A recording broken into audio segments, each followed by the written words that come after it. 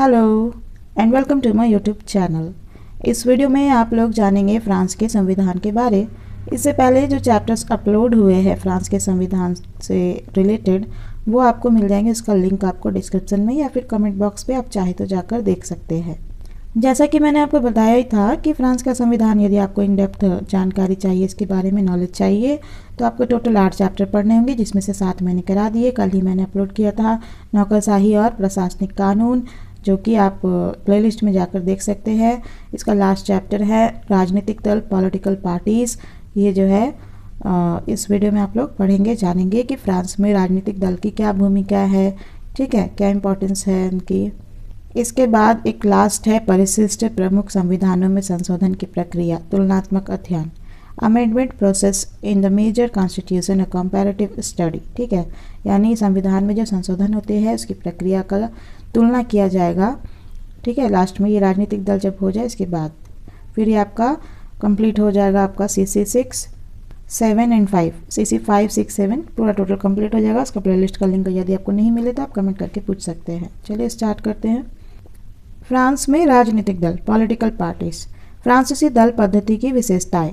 बर्क ने एक स्थान पर नितांत सत्य का प्रतिपादन करते हुए कहा है कि दल प्रणाली चाहे पूर्ण रूप से भले के लिए हो या बुरे के लिए, प्रजातंत्रात्मक शासन व्यवस्था के लिए अपरिहार्य है। विश्व के सभी प्रजातंत्रात्मक देशों में राजनीतिक दलों के द्वारा शासन के आधारभूत तत्वों का कार्य किया जाता है, लेकिन अमेरिका, ब्रिटेन या भारत में राजनीतिक दलों की यह भूमिका संविधानेतर, एक्स्ट्रा कॉन्स्टिट्यूशनल है। यद्यपि व्यवहार में समस्त शासन व्यवस्था राजनीतिक दलों पर आधारित है, लेकिन इन राजनीतिक दलों को संवैधानिक मान्यता प्राप्त नहीं है। लेकिन फ्रांस इस संबंध में विश्व के प्रजातंत्रात्मक देशों में एक अपवाद है और पंचम गणतंत्र के संविधान द्वारा राजनीतिक दलों को मान्यता प्रदान की गई है। संविधान के अनुच्छेद 4 के अनुसार राजनीतिक दल की संविधान के अनुच्छेद 4 के अनुसार राजनीतिक दल ही मताधिकार की अभिव्यक्ति के मुख्य साधन हैं। पिकल्स ने इस संबंध में लिखा है कि प्रथम बार एक गणतंत्रात्मक संविधान राजनीतिक दलों का केवल नाम ही नहीं लेता, वरन राजनीतिक जीवन के एक स्वाभाविक तत्व के रूप में इन्हें मान्यता प्रदान करता है। फ्रांस के राजनीतिक दलों की प्रमुख विशेषताएं इस प्रकार हैं। बहुदलीय पद्धति, multi party system. Great Britain और ग्रेटर ब्रिटेन के राजनीतिक आचरण से प्रभावित संयुक्त राज्य अमेरिका आदि देश अपनी द्विदलीय पद्धति के लिए प्रसिद्ध है, लेकिन फ्रांस सदैव ही बहुदलीय पद्धति का प्रमुख स्थान रहा है। तृतीय और चतुर्थ गणतंत्र में अनेक दल कार्य करते रहे हैं और फ्रांस में राजनीतिक दलों का उदय, विकास तथा अंत जितनी सरलता के साथ होता है उसका अन्यत्र कोई उदाहरण नहीं है। सामान्यतः ऐसा देखा गया है कि राष्ट्रीय संकट आरंभ होते ही फ्रांस की भूमिका में राजनीतिक दलों की बाढ़ सी आ जाती है, परंतु संकट का अंत होते ही अधिकांश दल भी विलीन हो जाते हैं। कार्टर ने इस स्थिति पर टिप्पणी करते हुए लिखा है कि फ्रांस में राजनीतिक हितों और विचारधाराओं का इतना अधिक बाहुल्य है कि द्विदल पद्धति संभव नहीं हो सकती और इस स्थिति के कारण ना तो किसी एक राजनीतिक दल को बहुमत मिल पाता है और ना ही उत्तरदायी तथा शक्तिशाली विरोधी दल का उदय संभव हो पाता है। संसदीय शासन पद्धति की सफलता के लिए शक्तिशाली बहुमत की आवश्यकता होती है, जिसका फ्रांस में सदैव ही अभाव रहा है।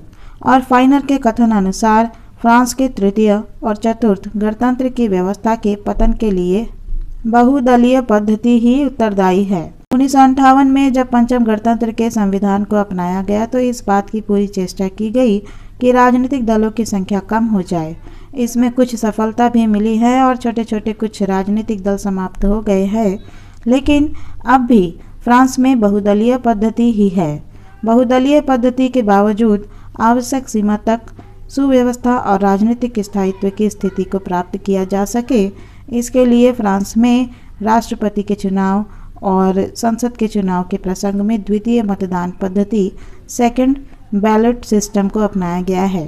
द्वितीय मतदान पद्धति के कारण राजनीतिक दल एक दूसरे के साथ सहयोग करने और राजनीतिक दलों के समूह पॉलिटिकल ग्रुपिंग्स बनाने के लिए प्रेरित होते हैं। दलों के संसदीय तथा बाहरी संगठन में भेद। ब्रिटेन, अमेरिका और भारत आदि देशों में दलों के दो संगठन होते हैं, एक व्यवस्थापिका के भीतर तथा दूसरा व्यवस्थापिका के बाहर। दल के इन दोनों संगठनों में घनिष्ठ संबंध बना रहता है और ये परस्पर पूरक के रूप में कार्य करते हैं। परंतु फ्रांस में स्थिति पूर्णतया भिन्न है। वहाँ संसद के भीतर दलों अथवा समूहों और बाहर के दलों में अनुरूपता नहीं रहती है। फ्रांस की संसद में कुछ ऐसे भी दल रहते हैं जिनका संसद के बाहर कोई अस्तित्व नहीं रहता है और संसद के दोनों सदनों में एक ही दल अलग अलग नामों से कार्य करता है। इसका कारण यह है कि सामान्य निर्वाचन में ये दल विभिन्न राजनीतिक दलों के नाम से भाग लेते हैं, परंतु संसद में अपने अस्तित्व को प्रभावशाली बनाए रखने के लिए अन्य दलों से मिलकर संयुक्त मोर्चा बनाते हैं। संसद के अंतर्गत इन दलों के नाम और आपसी जोड़ तोड़ में भी सदैव ही उलटफेर होते रहते हैं। राजनीति विज्ञान में दलों का आशय सुनिश्चित स्वरूप वाले संगठनों से होता है। इस दृष्टि से तो इन्हें दल नहीं वरन गुट ही कहा जाना चाहिए। प्रोफेसर मुनरो ने इस संबंध में लिखा है कि हम इन विभिन्न गुटों को राजनीतिक दल इसलिए कहते हैं कि अंग्रेजी भाषा में इनके लिए और कोई सुविधाजनक शब्द नहीं है। ये वास्तव में दलों से कुछ कम और गुटों से कुछ अधिक है। राजनीतिक दलों के वर्गीकरण में कठिनाई। द्विदलीय पद्धति वाले देशों में राजनीतिक दलों के वर्गीकरण का आधार सत्ताधारी दल और विरोधी दल होता है, परंतु फ्रांस में दलों की अनेकता के कारण इस प्रकार का विभाजन संभव नहीं है। फ्रांस के राजनीतिक दलों को धर्म के आधार पर भी विभाजित नहीं किया जा सकता, क्योंकि कुछ राजनीतिक दल ऐसे हैं जिनके संबंध में स्थिति स्पष्ट नहीं है। वर्तमान समय में फ्रांस के दलों को कुछ व्यक्तियों द्वारा वामपंथी और दक्षिणपंथी में वर्गीकरण किया जाता है, किंतु यह वर्गीकरण भी पूर्ण और संतोषजनक नहीं है, क्योंकि विभिन्न वामपंथी दलों में परस्पर और विभिन्न दक्षिणपंथी दलों में परस्पर बहुत अधिक अंतर है। इसके अतिरिक्त कुछ ऐसे मध्यम मार्गी दल हैं जिन्हें इन दोनों में से किसी एक श्रेणी में नहीं रखा जा सकता। दलों का ढीला ढाला संगठन और अनुशासनहीनता। ग्रेट ब्रिटेन और अमेरिका आदि देशों में राजनीतिक दलों का एक सुदृढ़ संगठन होता है और दल की सभी इकाइयां एक सूत्र में बांधकर कार्य करती है, लेकिन फ्रांस के साम्यवादी दल को छोड़कर अन्य राजनीतिक दलों का कोई सुदृढ़ संगठन नहीं है। ग्रेट ब्रिटेन और अमेरिका में भिन्न भिन्न राजनीतिक दलों के सुनिश्चित कार्यक्रम, सिद्धांत, विचारधारा और नेता होते हैं, परंतु फ्रांस में राजनीतिक दलों का कोई सुनिश्चित कार्यक्रम तथा विचारधारा नहीं है और इसी कारण अनुशासन तथा संगठन संबंधी दुर्बलता निरंतर बनी रहती है। सामान्यतया दलों के संसदीय सदस्य मतदान के अवसर पर दलीय अनुशासन की कोई परवाह नहीं करते और दलीय आदेशों के विरुद्ध मतदान करते हैं। अतः अनेक राजनीतिक दल बनते और टूटते रहते हैं। उनके विचारधारा में स्पष्ट, निश्चित तथा मौलिक अंतर भी नहीं होता है जो उन्हें एकता के सूत्र में बांधे रख सके। सिगफ्रग के अनुसार फ्रांसीसी राजनीतिक दल बादलों के समान अनिश्चित तथा परिवर्तनशील होते हैं। इसी प्रकार ऑग और जिंक ने लिखा है कि फ्रांसीसी समूहों में इतने उलटफेर होते हैं कि उन्हें सौजन्य से ही दल की संज्ञा दी जा सकती है। दबाव गुट या लॉबी, प्रेशर ग्रुप्स और लॉबी। फ्रांस में राजनीतिक दलों के अतिरिक्त काफ़ी बड़ी संख्या में ऐसे समूह हैं जो आर्थिक, धार्मिक, श्रमिक और बौद्धिक इत्यादि हितों का प्रतिनिधित्व करते हैं और अपने विशेष हितों की पूर्ति के लिए शासन व्यवस्था पर प्रभाव डालते रहते हैं। इन्हें दबाव गुट या लॉबी कहते हैं और सामान्य तौर पर इसकी भूमिका निंदनीय ही रही है। तृतीय और चतुर्थ गणतंत्र में इस प्रकार के दबाव गुट बहुत अधिक सक्रिय थे। पंचम गणतंत्र के अंतर्गत यद्यपि इनका प्रभाव कुछ कम हुआ है, लेकिन फिर भी ये पर्याप्त सक्रिय है और इनके द्वारा फ्रांस की राजनीति को प्रभावित किया जाता है। बहुदलीय पद्धति के लिए उत्तरदायी कारण और उसके परिणाम। फ्रांस की राजनीतिक व्यवस्था की सर्वप्रथम विशेषता बहुदलीय पद्धति है, अर्थात फ्रांस में ब्रिटेन तथा अमेरिका के समान दो राजनीतिक दलों का नहीं बल्कि अनेक राजनीतिक दलों का प्रभावपूर्ण अस्तित्व है। इस बहुदलीय पद्धति के लिए उत्तरदायी कारण इस प्रकार है। ऐतिहासिक विरासत। फ्रांस में दलों की अधिकता वहाँ के वैधानिक इतिहास की एक उपज है। फ्रांस संविधानों की प्रयोगशाला रहा है और संविधानों के जितने रूप पिछले लगभग 100 वर्षों में यहाँ देखे गए हैं उतने कहीं भी नहीं देखे गए हैं।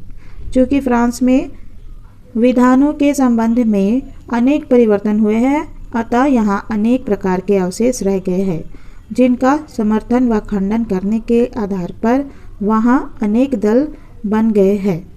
बक और मैसलैंड के शब्दों में राजतंत्रवादी बोनापार्ट वंश के समर्थक, प्रजातंत्रवादी तथा उनके अनेक गुट, समाजवादी, उदार दल वाले आदि सब लोगों के पास अपनी अपनी राजनीतिक संस्थाओं की उत्पत्ति के संबंध में कहानियां हैं और उनके पूर्वजों ने सिद्धांत बना दिए थे, उनका वे आज भी पालन कर रहे हैं।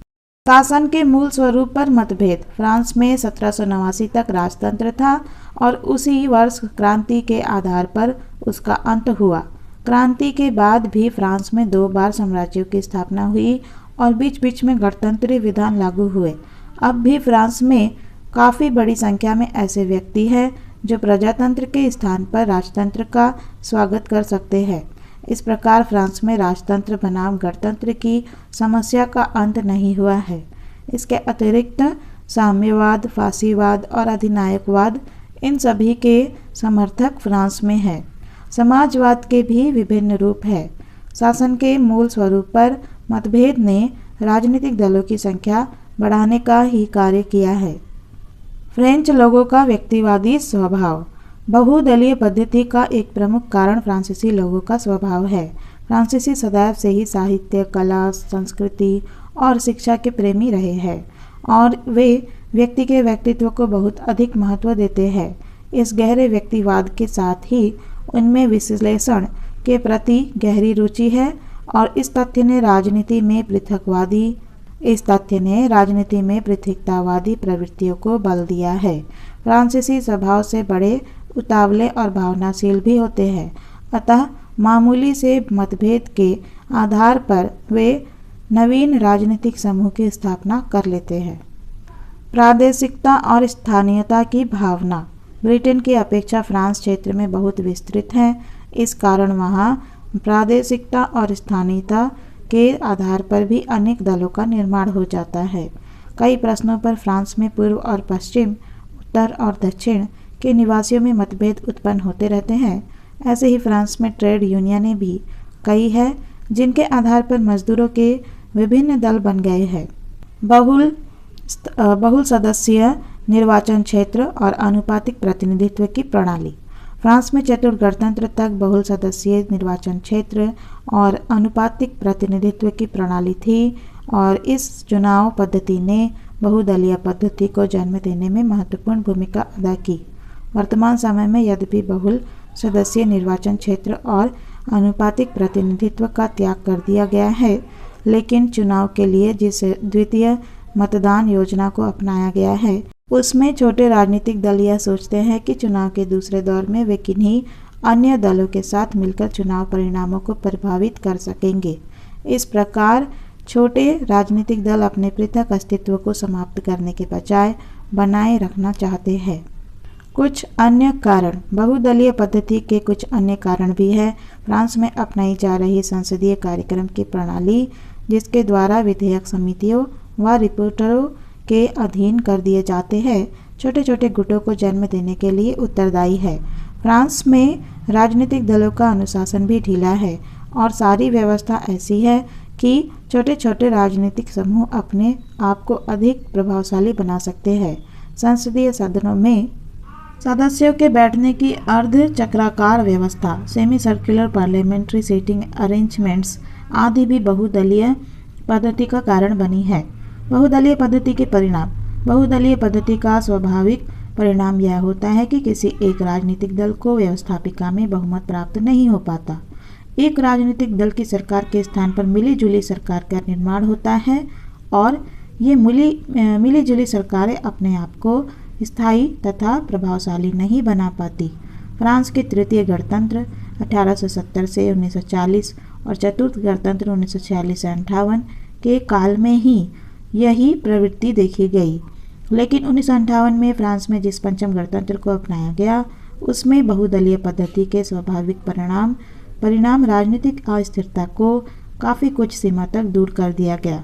पंचम गणतंत्र ने व्यवस्थापिका की अपेक्षा कार्यपालिका को अधिक शक्ति प्रदान कर राष्ट्रपति पद के अत्यंत शक्तिशाली पदाधिकारी के रूप में व्यवस्था कर और आनुपातिक प्रतिनिधित्व के स्थान पर द्वितीय मतपत्र की योजना को अपनाकर राजनीतिक अस्थायित्व को समाप्त करने की चेष्टा की है और इसमें उन्हें पर्याप्त सीमा तक सफलता मिली है।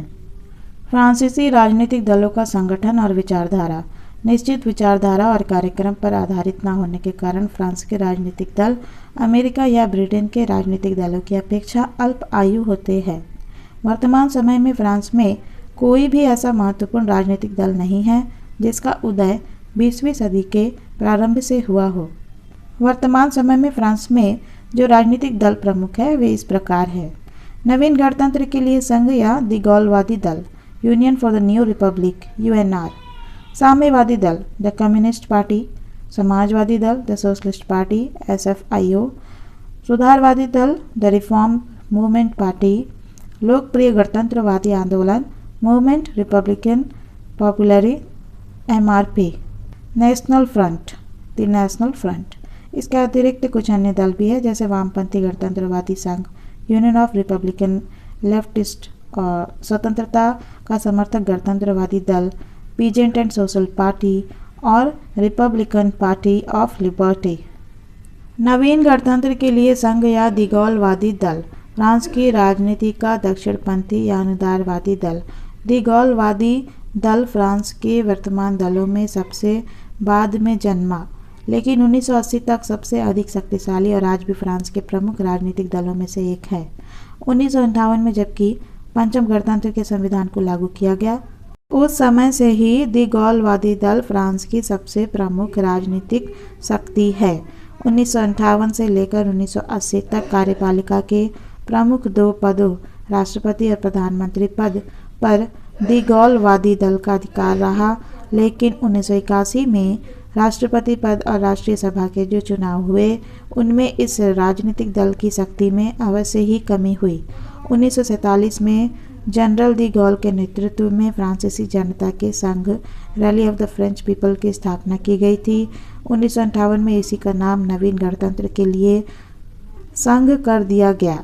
1993 से 2004 ईस्वी के वर्षों में द गॉलवादी दल की स्थिति में परिवर्तन आते रहे हैं, लेकिन इन परिवर्तनों के बावजूद एक दृष्टि से फ्रांस में शासक दल की स्थिति द गॉलवादी दल को ही प्राप्त है। राष्ट्रपति पद फ्रांस की समस्त राज्य व्यवस्था में सबसे अधिक शक्तिशाली पद है और 1995 के चुनावों तथा 2002 ईस्वी के चुनावों में राष्ट्रपति पद पर द गॉलवादी दल के उम्मीदवार जैक्विस सिराक निर्वाचित हुए हैं। मई 2007 ईस्वी में संपन्न राष्ट्रपति पद के चुनावों में भी द गॉलवादी दल को ही विजय प्राप्त हुई है। इस दल के उम्मीदवार निकोलस सार्कोजी राष्ट्रपति चुने गए हैं। इस प्रकार 1997 से लेकर अब तक राष्ट्रपति पद पर इस दल का अधिकार बना हुआ है। जनरल दी गॉल प्रारंभ से ही साम्यवाद के विरुद्ध थे और उनके द्वारा फ्रांस की राजनीति में साम्यवाद का प्रबल विरोध किया गया। द गॉलवादी दल एक दक्षिणपंथी दल है और आर्थिक क्षेत्र में व्यक्तिगत स्वतंत्रता तथा सुदृढ़ शासन व्यवस्था का समर्थक रहा है। जनरल दी गॉल के द्वारा राजनीतिक अस्थिरता से जर्जर फ्रांस को एक सुदृढ़ शासन प्रदान किया गया। अंतर्राष्ट्रीय क्षेत्र में द गॉलवादी दल फ्रांस पर अमेरिका के प्रभुत्व और इस प्रभुत्व के प्रतीक नारों का विरोधी रहा है। द गॉल के द्वारा न केवल अमेरिका वरन कनाडा, ब्रिटेन और इजराइल का भी विरोध करने और सोवियत रूस के साथ घनिष्ठ संबंध स्थापित करने की नीति अपनाई गई। द गॉल के बाद जॉर्ज पॉम्पिडू और उसके बाद जिस्कार d'Estaing के काल में फ्रांस और द गॉलवादी दल की अमेरिका विरोधी नीति में अवश्य ही कुछ परिवर्तन हुआ। द गॉलवादी दल द्वारा सामान्य रूप से अब तक अपनाई गई नीति के विपरीत नवनिर्वाचित राष्ट्रपति निकोलस सार्कोजी ने घोषणा की है कि वे अतीत को भुलाकर अमेरिका के साथ बेहतर संबंध स्थापित करने की योजना बनाएंगे। डी गॉलवादी दल का विकास फ्रांस के परंपरागत राजनीतिक दलों के विपरीत एक सुदृढ़ संगठन वाले राजनीतिक दल के रूप में हुआ। डी गॉलवाद एक दक्षिणपंथी दल है और सामान्यतया अन्य दक्षिणपंथी दल ही इसे समर्थन देते हैं, लेकिन 2002 ईस्वी के राष्ट्रपति चुनावों में जब समाजवादी और साम्यवादी दल के सामने डी गॉलवाद का समर्थन या जातिवादी और फासीवादी दल नेशनल फ्रंट का समर्थन दो मार्ग थे, तब समाजवादी और साम्यवादी दलों ने नेशनल फ्रंट के विरुद्ध डी गॉलवाद को समर्थन प्रदान किया। साम्यवादी दल 1920 में समाजवादी दल के सदस्यों के परस्पर मतभेदों के कारण साम्यवादी दल की स्थापना हुई और उस समय से ही यह दल धीरे धीरे शक्तिशाली होता गया। चतुर्थ गणतंत्र के काल में यह दल सबसे अधिक शक्तिशाली था और 1946 की राष्ट्रीय सभा में इसके सदस्यों की संख्या 190 थी। उस समय फ्रांस के 2.5 करोड़ मतदाताओं में से इसे 50 लाख मतदाताओं का समर्थन प्राप्त था, किंतु 1958 में पंचम गणतंत्र के प्रारंभ के साथ ही इसकी शक्ति का पतन प्रारंभ हो गया। 1978 तक यही स्थिति रही, लेकिन 1978 से इस दल की शक्ति में वृद्धि हुई है। 1981 और 1988 में राष्ट्रपति पद पर समाजवादी दल के उम्मीदवार फ्रांसवा मित्रा साम्यवादी दल के समर्थन से ही विजयी हुए और 1981 से 1992 के काल में इसने शासन में भागीदार दल की भूमिका निभाई। इस काल में फ्रांस की मंत्रिपरिषद में साम्यवादी दल के सदस्य भी रहे। जून 1997 में राष्ट्रीय सभा के जो चुनाव हुए उनमें अकेले समाजवादी दल को ही नहीं बल्कि समाजवादी साम्यवादी गठबंधन को बहुमत प्राप्त हुआ है और चुनाव के बाद गठित जोस्पिन मंत्रिमंडल में साम्यवादी दल भी भागीदार था। साम्यवादी दल उत्पादन के समस्त साधनों के राष्ट्रीयकरण का समर्थक है। स्वाभाविक रूप से इस दल के समर्थकों में सर्वहारा वर्ग का बाहुल्य है। फ्रांस के साम्यवादी दल की विशेषता यह है कि मजदूर वर्ग से अधिक कृषक वर्ग इसके प्रति निष्ठा रखता है। गृह क्षेत्र में साम्यवादी दल मार्क्सवादी सिद्धांतों का पोषक है और अंतर्राष्ट्रीय क्षेत्र में साम्राज्यवाद तथा उपनिवेशवाद का विरोधी है। 1996-97 के वर्षों में साम्यवादी दल और अन्य वामपंथियों ने अपने आप को पर्यावरण की रक्षा के साथ जोड़ लिया है। 1997 में इन दलों का चुनाव अभियान लाल रंग की अपेक्षा हरे रंग में रंगा हुआ था। विश्व के अन्य साम्यवादी दलों की तरह ही फ्रांस के साम्यवादी दल भी पिरामिड के रूप में सुदृढ़ रूप से संगठित और अनुशासित दल है। इसके संगठन का आधार प्रादेशिक न होकर व्यावसायिक है। प्रत्येक व्यवसाय में इसकी एक इकाई है और इस प्रकार की अनेक इकाइयों के ऊपर एक संस्था है जिसका नाम सेक्शन है। अनेक सेक्शनों के ऊपर प्रांतीय संघ होते हैं। दल की सर्वोच्च संस्था राष्ट्रीय कांग्रेस नेशनल कांग्रेस होती है जिसके सदस्य प्रांतीय संघों के द्वारा चुने जाते हैं। समाजवादी दल द सोशलिस्ट पार्टी SFIO, इस दल का आधिकारिक नाम Section Française de International Ouvrière SFIO है। इस दल की स्थापना 1905 में हुई थी। प्रारंभ में इस दल के दो भाग थे। एक भाग जीन जॉरिस के नेतृत्व में शांतिपूर्ण सुधारों का समर्थक था और दूसरा भाग जूल्स गुस्टे के नेतृत्व में मार्क्सवादी सिद्धांतों का समर्थक था। 1920 में दूसरा भाग इससे अलग हो गया और उसने साम्यवादी दल की स्थापना की। समाजवादी दल भी वामपंथी विचारधारा का प्रतिनिधित्व करता है, लेकिन यह समाजवाद की स्थापना के लिए प्रजातांत्रिक साधनों को अपनाने के ही पक्ष में है, उग्र एवं असंवैधानिक साधनों के पक्ष में नहीं है। इसका मुख्य उद्देश्य लोक कल्याणकारी राज्य की स्थापना करना है। इस दल की विचारधारा की प्रमुख बातें मुख्य उद्योगों पर सरकार का अधिकार, साम्राज्यवाद के प्रश्नों पर उदार नीति, उत्पादन वृद्धि की योजना, मूल्यों का नियंत्रण और सामाजिक सुरक्षा आदि है। इस दल का प्रभाव घटता बढ़ता रहता है। फ्रांस की राजनीति में समाजवादी दल और साम्यवादी दल सामान्यतया एक दूसरे के साथ सहयोग करते रहे हैं तथा इस सहयोग ने इन दोनों दलों को लाभ पहुंचाए हैं। 1997 में संपन्न राष्ट्रीय सभा के चुनावों में तो दल ने साम्यवादी दल के साथ मिलकर राष्ट्रीय सभा में बहुमत प्राप्त कर लिया। 2002 ईस्वी के राष्ट्रपति चुनावों में समाजवादी दल ने दक्षिणपंथी दल दी गॉलवादी दल को समर्थन प्रदान किया। नेशनल फ्रंट को अपना सबसे प्रबल विरोधी मानते हुए ऐसा किया गया। मई 2007 ईस्वी में संपन्न राष्ट्रपति पद के चुनावों में समाजवादी दल की उम्मीदवार सिगोलिन रॉयल चुनाव हार गई। इस प्रकार समाजवादी दल 1997 ईस्वी से लेकर अब तक राष्ट्रपति पद पर अपना अधिकार स्थापित करने में असफल रहा है।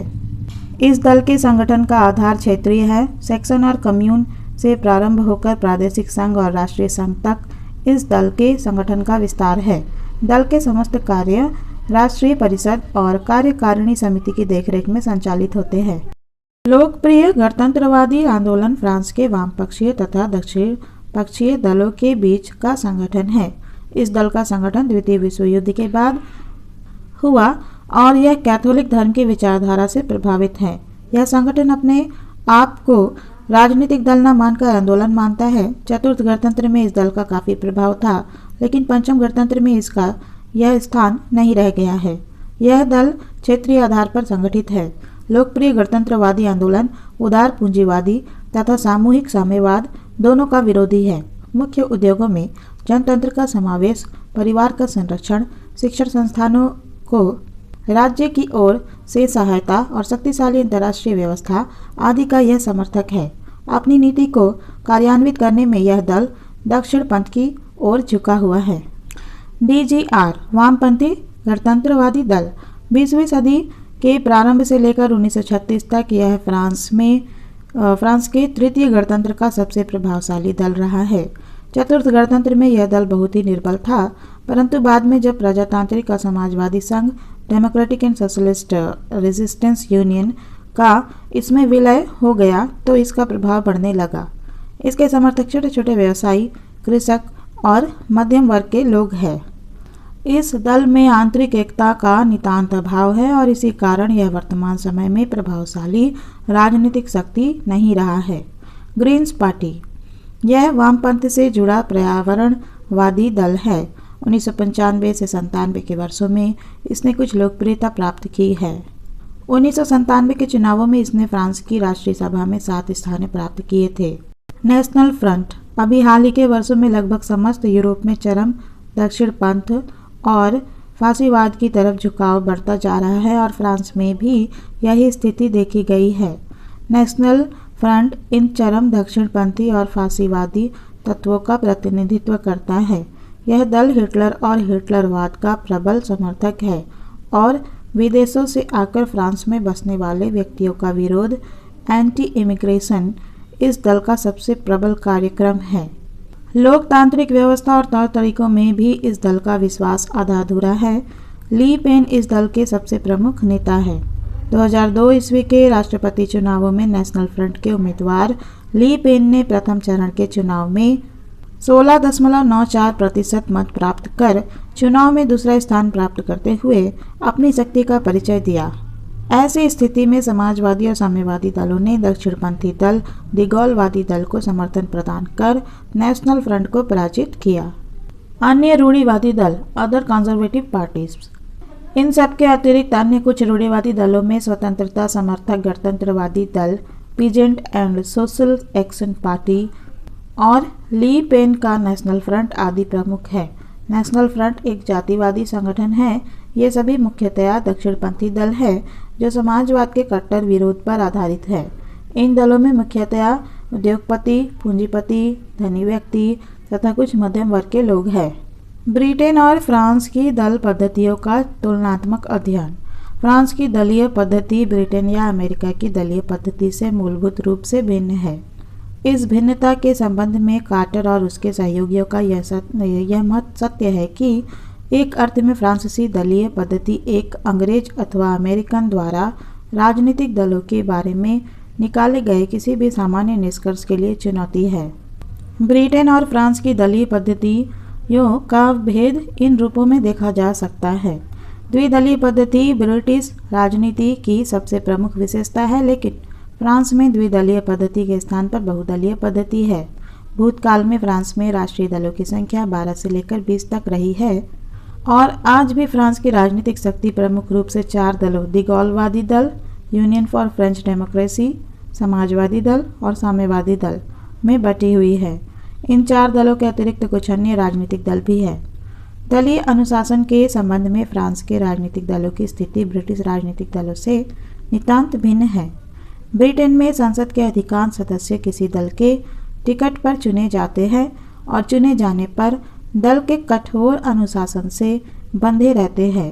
फ्रांस में अधिकतर सदस्य अपने छोटे छोटे समूह बना लेते हैं जो किसी भी संसदीय समूह का अंग बन जाते हैं। इस कारण से सदस्यों पर समूह या दल का विशेष अनुशासन नहीं रहता। कुछ वामपंथी दलों, समाजवादी तथा साम्यवादी और वर्तमान समय में दिगौलवादी दल में अवश्य ही अनुशासन देखा जा सकता है। संगठन की दृष्टि से भी फ्रांसीसी दल ब्रिटिश दलों से नितांत भिन्न है। फ्रांस के कुछ ही दलों को छोड़कर अन्य दलों का संगठन राष्ट्रव्यापी नहीं है। ब्रिटेन और अमेरिका दोनों देशों के दोनों प्रमुख दलों का संगठन व्यवस्थापिका के भीतर और बाहर है और बाहरी संगठन राष्ट्रीय, प्रादेशिक तथा स्थानीय स्तरों पर भी सुदृढ़ है। किंतु फ्रांस में अधिकांश दल प्रादेशिक और स्थानीय हैं और उनमें से अधिकांश का कोई केंद्रीय संगठन नहीं है। इसके अतिरिक्त फ्रांस के विविध दलों के संगठनों में बहुत विविधताएं हैं, जबकि ब्रिटेन व अमेरिका के प्रमुख दलों के संगठन मुख्य बातों में प्रायः समान है। राजनीतिक दलों के असंगठित होने के कारण फ्रांस में चुनावों के समय उम्मीदवार अपने दल का इतना सहारा नहीं लेते जितना अपने मित्रों और संबंधियों का लेते हैं। फ्रांस के दलों को दल कहने के बजाय उन्हें संसदीय ग्रुप कहना ही उचित होगा। ब्रिटिश राजनीतिक दलों में एक प्रकार का वर्ग विभेद देखा जा सकता है। अनुदार दल जहां समाज के उच्च वर्गों का प्रतिनिधित्व करता है, वहां मजदूर दल निम्न वर्गों का। लेकिन फ्रांस के राजनीतिक दलों में इस प्रकार की वर्गीयता का अभाव है। जहां वामपंथी राजनीतिक दलों में उच्च वर्गों के प्रतिनिधि और मध्यम वर्ग के प्रभावशाली बुद्धिजीवी सम्मिलित है, वहां दक्षिणपंथी राजनीतिक दलों में कृषक, छोटे व्यापारी और क्लर्कों के प्रतिनिधि बहुत बड़ी संख्या में है। वस्तुतः राजनीतिक दलों के संबंध में फ्रांस के लोगों का दृष्टिकोण ब्रिटिश लोगों से नितांत भिन्न है। एक स्पेनिश लेखक के अनुसार औसत अंग्रेज अथवा अमेरिकन के लिए राजनीति एक खेल है जिसे साधारणतया 2 विरोधी दल खेलते हैं। वे सहयोग की आवश्यकता को ध्यान में रखकर अपने विश्वास और पसंद को सहर्ष दलीय निर्णयों और अनुशासन के अधीन कर लेते हैं। किंतु फ्रांस में राजनीति एक प्रकार का युद्ध है और अधिकांश फ्रांसीसी आपस में सहयोग नहीं कर पाते और न ही वे दलीय अनुशासन और निर्णयों को महत्व देते हैं।